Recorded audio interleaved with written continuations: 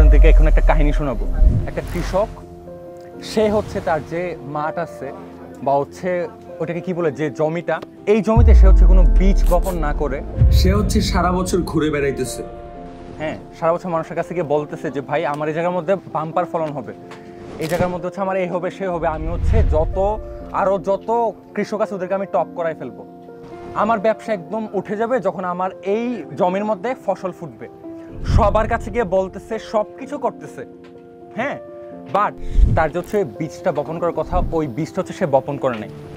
Same জিনিসটা হচ্ছে আমাদের লাইফের সাথে, আমাদের এখনের যে অবস্থা, আমরা হচ্ছে আমাদের লাইফে আমাদের যেটা নিয়ে কাজ করা উচিত, আমরা ওই জিনিসটা নিয়ে কাজ না করে আমরা সবার সাথে বলে বেড়াই আমি এই জিনিসটা করতেছি, আমি এটা করব ওইটা করব।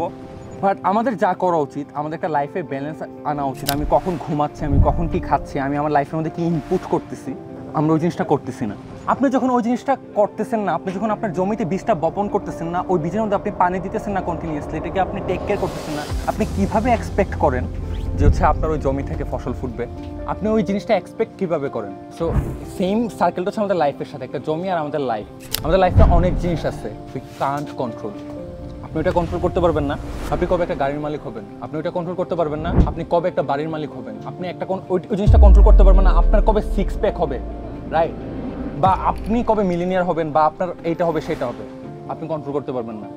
বাট আপনি ওই জিনিসটা আপনার লাইফে কন্ট্রোল করতে পারবেন যেটাতে আপনার কন্ট্রোল আছে। আপনি ওই জিনিসটা কন্ট্রোল করতে পারবেন আপনি ডেইলি আপনি নিজের সাথে ফাঁকি দিচ্ছেন কিনা, আপনি ডেইলি কাজ কাম ঠিকঠাকভাবে করতেছেন কিনা, আপনি স্কিলস ডেভেলপ করতেছেন কিনা, ডেইলি আপনি সঠিক মতো ঘুমাচ্ছেন কিনা, ডেইলি আপনার যে টাইমগুলো আছে, আপনার যে রিসোর্সগুলো আছে, আপনি ওইগুলোকে ইউটিলাইজ করতেছেন কিনা। সো আপনি যদি ওই বিষয়গুলো না করেন, ওই জিনিসটাকে যদি কন্ট্রোল না করেন, আর যদি আপনি যে আউটকামটা সেটাকে আপনার কন্ট্রোল থাকবে না, ওইটা নিয়ে যদি লাফান যে ভাই আমি মিলিনিয়ার হব, আমি গাড়ির মালিক হবো, এই হবো সেই হবো। এর মধ্যে আমি আপনাকে একটা কাহিনী বলি। এই যে ডেড এন্ড আমরা এখন গাড়ি নিয়ে যাই, আমাদের হচ্ছে আলহামদুলিল্লাহ 3টা গাড়ি, রাইট? সো আমরা হচ্ছে ডেড এন্ডে যাই, অনেকের সাথে দেখা করি, সাক্ষাৎ করি, সো আমরা হচ্ছে চিল করি। এই লাইফটা একদিনে হয় নাই। 2 বছর আগে আমিও ওই ডেড এন্ডে, আমার কাছে ভিডিওটা আছে, আমি হচ্ছে এখানে পপ আপ করাই দিব। 2 বছর আগে আমি ওই ডেড এন্ডে গিয়ে আমি হচ্ছে দাঁড়ায় থাকতাম, আমি দেখতাম মানুষের গাড়ি নিয়ে আসতেছে, মানুষের চিল করতেছে, কি সুন্দর একটা লাইফ, নিজেদের গাড়ি তারা রাইড করতেছে। তো তখন হচ্ছে আমার আফসোস হতো না, আমি হচ্ছে ওই বিলিফটা রাখতাম নিজের মধ্যে যে ইনশাল্লাহ একদিন আমারও দিন আসবে।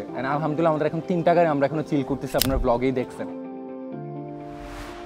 সো আমি তখন যদি এটা ভাবতাম যে আমার লাইফ ব্যর্থ, আমি হচ্ছে এখন গাড়ি পাচ্ছি না, বা এখন আমি ওই লাইফটা এনজয় করতে পারতেছি না, তাহলে কিন্তু গেমটা ওই জায়গায় ওভার হয়ে যেত। আপনার মাথা থাকতে হবে সবসময় উপরে, আপনার ড্রিমস থাকতে হবে সবসময় বড়, আপনার চাহিদা থাকতে হবে সবসময় বেশি। আপনার যখন চাহিদা কম থাকবে, আপনার যখন স্বপ্ন কম থাকবে, আপনি ওইটার অ্যাকর্ডিংলি কাজ করবেন। ধরেন আপনার ড্রিমস হচ্ছে একটা রিক্সা কেনা, আপনি দেখবেন জীবন যদি আপনি একটা সাইকেলও কিনতে পারতেছেন না। আর দেখেন আরেকজনের একটা ড্রিম হচ্ছে সে ধানমন্ডির মধ্যে একটা বিল্ডিং কিনবে, 5টা 10টা গাড়ি থাকবে, সেভারাল বিজনেসেস থাকবে, অনেক অপরচুনিটিস থাকবে, তার লাইফের মধ্যে মিলিনিয়ার হবে। সে দেখেন ওই লেভেলে না যেতে পারলেও তার একটা ফ্ল্যাট আছে উত্তরাতে, ধরেন ওর 1-2টা গাড়ি আছে বা মাল্টিপল বিজনেস আছে। তো আপনি যদি ওই ড্রিমসটা না রাখেন আপনার লাইফের মধ্যে, ওই গোলসটা যদি আপনি উচ্চ মানে হাইভাবে না রাখেন, তাহলে দেখবেন না আপনি নিজে ক্যাপড আউট হয়ে যেতেছেন। মানে আপনার ব্রেন বলতেছে ভাই আমার লাইফ তো চলতেছে, আমার লাইফ তো এইভাবে চলতেছে, তাহলে কেন আমি কাজ করবো, ওয়াই শুড আই ওয়ার্ক, আমার দিন এভাবে যাচ্ছে, আমার সব কিছু এভাবে কাটতেছে, it doesn't make any sense, right? ধরেন আমি বেসিক টু অ্যালার্জি, এখন এটার মানে হচ্ছে আমি বেসিকভাবে লাইফ লিড করতে পারি না। আমাদের যে 3টা গাড়ি আছে ওইগুলোর মেনটেন্যান্সই মান্থলি অনেক টাকা চলে যায়। সো ওগুলোর মেনটেন করতে হচ্ছে আমাদের অনেক টাকা পয়সা আমাদের খরচ হয়ে যায় ইচ অ্যান্ড এভরি ডে।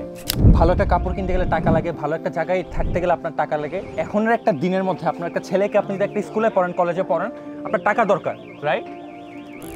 একটা ভালো স্কুলও পর্যন্ত হচ্ছে আপনার ছেলেকে অ্যাডমিট দেবে না যদি আপনার স্ট্যাটাসটা না ভালো থাকে, যে ভাই ওর বাবার তো স্ট্যাটাস ভালো না, ওর তো স্ট্যাটাস ভালো না, যে আমাদের এখন সোসাইটিতে যা চলতেছে, তাহলে হচ্ছে ওর ছেলেকে যে আমাদের স্কুলে ভর্তি করাবো টাকা দিতে পারবে না। অ্যান্ড এই যে স্কুল লাইফের বিষয়টা, এটা তো পুরোটাই হচ্ছে কমার্শিয়াল হয়ে গেছে।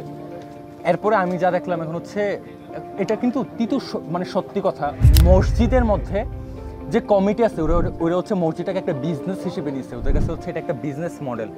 মানে এটা নিয়ে নির্বাচন করে, একজনের সাথে ফাইট করে কে মসজিদের কমিটি হবে, নট বিকজ যে মসজিদের কমিটি হয়ে সে হচ্ছে কি করবে, যে মসজিদে উন্নয়ন করবে না, যত টাকা আসবে মানুষের ফান্ড দিবে ওটার থেকে মারতে পারবে। এখনের যে দিনটা হয়েছে এটা হচ্ছে আপনার যদি একটা ভালো স্ট্যাটাস না থাকে, আপনি একটা বাবা হয়ে যদি ব্যর্থ হন, আপনার ছেলের লাইফটাও হচ্ছে ডুবে যাবে। সো এটা রেসপন্সিবিলিটি আপনার নিতে হবে, আপনার বুঝতে হবে যে আসলে আপনার লাইফের জন্য কোনটা উচিত কোনটা উচিত না, কী করা উচিত কী করা উচিত না। আবারও বলতেছি, আপনি ওই জিনিসটাকে কন্ট্রোল করতে পারবেন না যেটার উপরে আপনার কন্ট্রোল নাই, আপনি শুধুমাত্র ওই জিনিসটাকে কন্ট্রোল করতে পারবেন যেটার উপরে আপনার কন্ট্রোল আছে। তো ওইভাবে কাজ করবেন, ইনশাল্লাহ দেখবেন জীবনটা সুন্দর হয়ে যাচ্ছে অনেক।